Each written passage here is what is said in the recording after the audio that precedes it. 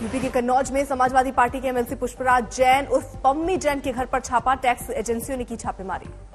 Perfume कारोबारी हैं Samajwadi party के एमएलसी पुष्पराज जैन। पुष्पराज जैन ने अखिलेश यादव की मौजूदगी में लॉन्च किया था समाजवादी इत्र प्रोडक्ट। पुष्पराज जैन के 3 ठिकानों पर छापेमारी जारी। कल आज तक से खास बातचीत में पम्मी जैन ने कहा था यूपी में नहीं कारोबारियों का माहौल। सरकारों को एक बिजनेस करने का माहौल देना चाहिए। लोगों को मजा आए, बिजनेस करने का माहौल ठीक नहीं है हमारे हिसाब से। कन्नौज में एक और इत्र कारोबारी मोहम्मद याकूब के यहां भी टैक्स एजेंसियों की छापेमारी। सुबह 7 बजे जांच एजेंसियों ने मारा छापा।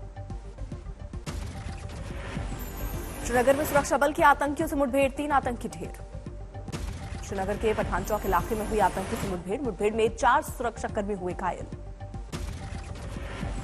मारे गए आतंकियों में एक सुहेल अहमद नाम का आतंकी जैश मोहम्मद से जुड़ा हुआ। श्रीनगर के जेवन में हुए आतंकी हमले में शामिल था सुहेल। जम्मू कश्मीर में पिछले 36 घंटे में सुरक्षा बल का आतंकियों पर बरपा कहर। जैश मोहम्मद के 9 आतंकी ढेर। जम्मू कश्मीर के राजौरी में हुए बस हादसे में 2 लोगों की मौत, कई यात्री घायल। काकोरा मोड़ के पास हुआ हादसा। देश में बढ़ रहा है ओमिक्रॉन का संकट। 1270 के पार पहुंचा है ओमिक्रॉन पीड़ितों का आंकड़ा। महाराष्ट्र में सबसे ज्यादा ओमिक्रॉन कोरोना पीड़ित, 450 लोग ओमिक्रॉन से संक्रमित हैं।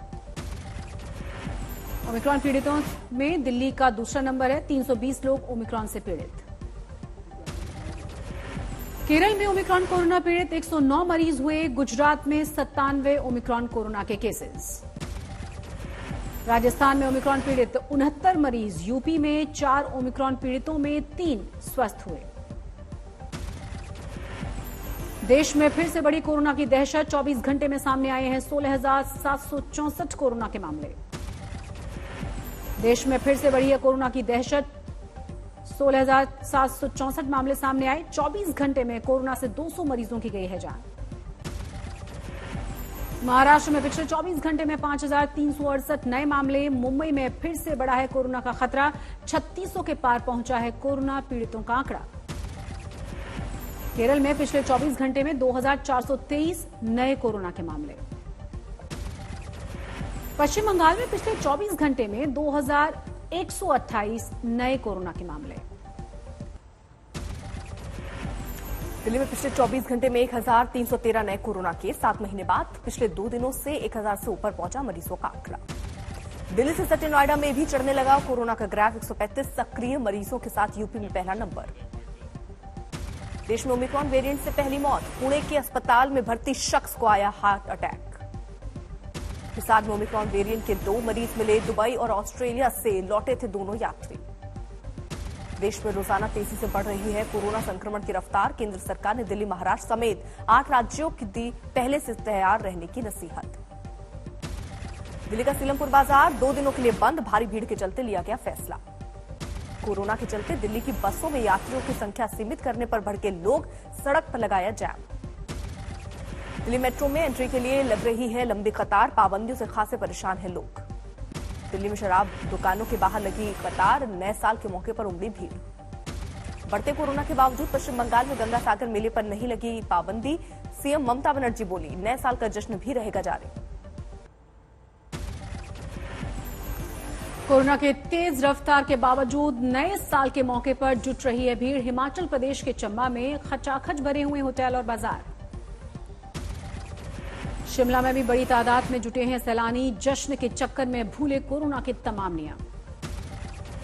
मनाली के बाजार और होटल भी पर्यटकों से भरे हुए हैं। नए साल का जश्न मनाने देश भर से पहुंच रहे हैं सैलानी। पिंक सिटी जयपुर में पर्यटकों का जमावड़ा। नए साल के मौके पर बढ़ी है भीड़। गोवा में उमड़ा है लोगों का हुजूम। होटल रिजॉर्ट फुल हैं। भीड़ के चलते राज्य सरकार की बढ़ गई है टेंशन। उत्तर प्रदेश में तय वक्त पर ही होंगे चुनाव। 3 दिनों की बैठक के बाद आयोग ने किया साफ। 5 जनवरी के बाद हो सकता है चुनाव की तारीखों का ऐलान। आयोग के मुताबिक सभी दल चाहते हैं समय पर हों चुनाव। यूपी में 1 घंटे बढ़ाया जाएगा मतदान का समय। मतदान केंद्रों की संख्या 11,000 बढ़ी। चुनाव कर्मियों को फ्रंट लाइन वर्कर का दर्जा। गृह मंत्री अमित शाह का आज यूपी में 3 जगहों पर चुनावी कार्यक्रम। अयोध्या, संत कबीर नगर और बरेली में करेंगे रैली। अयोध्या में होगी अमित शाह के आज के दौरे की शुरुआत। हनुमानगढ़ी और रामलला के दर्शन करेंगे। गुरुवार को अलीगढ़ में अमित शाह की रैली से पहले समाजवादी पार्टी के कार्यकर्ताओं का बवाल। कोरोना के वक्त रैली को लेकर जताया विरोध।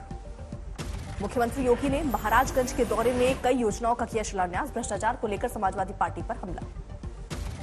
इत्र कारोबारी पीयूष जैन के ठिकानों से जब्त संपत्ति के मामले में डीजीजीआई की सफाई। कहा कैश को टर्नओवर मानने की रिपोर्ट गलत। कैश बरामदगी मामले में पीयूष जैन ने अदालत में लगाई अर्जी। 52 करोड़ टैक्स काटकर बाकी रकम लौटाने की मांग। 23 किलो सोना बरामदगी में डीआरआई ने पीयूष जैन से पूछताछ की, मांगी इजाजत। कानपुर कोर्ट में 1 जनवरी को होगी सुनवाई।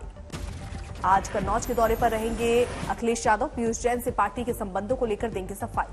आजम खान की रिहाई के लिए एसपी कार्यकर्ताओं का अनशन। 2 साल से जेल में बंद है आजम। कौशाम्बी की रैली में अखिलेश यादव पर भड़के यूपी के बीजेपी अध्यक्ष। कहा जिन्ना जिन्ना करके प्रदेश में दंगा नहीं करवा सकते। साक्षी महाराज की बिगड़ी जुबान। ओवैसी को कहा हैदराबादी बकरा। उत्तराखंड के हल्द्वानी में पीएम मोदी ने चुनावी सभा को किया संबोधित। 17,500 करोड़ की दी सौगात। हल्द्वानी में पीएम ने विपक्ष पर लगाया उत्तराखंड को लूटने का आरोप। धर्म के नाम पर नफरत फैलाने वालों से सावधान रहने की नसीहत। पंजाब में केजरीवाल के दौरे का दूसरा दिन। आज पटियाला में निकालेंगे शांति मार्च।